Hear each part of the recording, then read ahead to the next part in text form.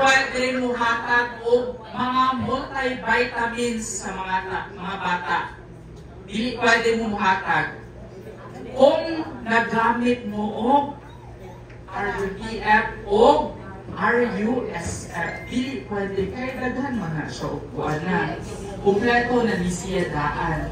Crowded na ang sustansya. Kuha? Yes, sir.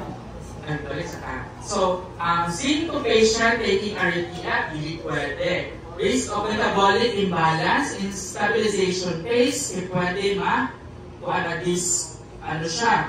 Sunod, metabolically fragile due to electrolyte imbalance, edema, and organ dysfunction. Hindi na pwede maghatag of zinc. Sunod, medicines against vomiting, pwede ba maghatag? Dili. Kasi mga nahibalaan ninyo nga anti-vomiting na mga kuan, di ba anti-emetics? Isa na siya? Nakaway po namin anak karon. Hindi mo pwede maghatag ng mga anak sa mata. Kay, yahang imas niya, taguan niya ang kuan, mga sintomas sa bata na dapat makita sa usa ka sa mga health worker. Sunod, paracetamol, pwede ba maghatag o paracetamol? Sa inyo ni Ma'am Bing, kagay na? Hindi pwede. Paracetamol is toxic sa mga malnourished child. Increase the risk of liver damage and toxicity. Once appropriate, antibiotics and supportive care, rehydration and therapeutic feeding, the fever would dissolve without paracetamol.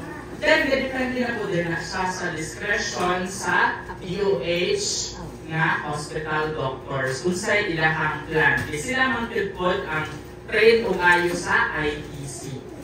Okay? Hindi magbuot-buot at inom na rin paracetamol. Batay ang bata, anak. Next. Aminophylline, bawal ko na siya. In OTC, bawal na sa OTC, some have impaired ng mga liver function. Kung hindi siya kaya niya, ikuan ang aminophylline. Sunod, metronidazole, not part siya sa ato ang mga protocol sa PMAM. Labi na sa book kagaina. Ang ano niya, pwede lang siya sa kung na ay specific na infection, pero bawal na siya nato ihatag. Labi na kung walay order sa mga doktor. Sunod, ivermectin, bawal siya in any edematous children. Not recommended po siya because wala pa na less than 15 kilograms pa ang mga bata. Nakuha? Hindi magpuputog tambal. Kasi naamoy mga mom or some na ito. Yung mga apin, naman ang nagpansit na mo. Kaya naglagi na. Uy, lagi na soap na.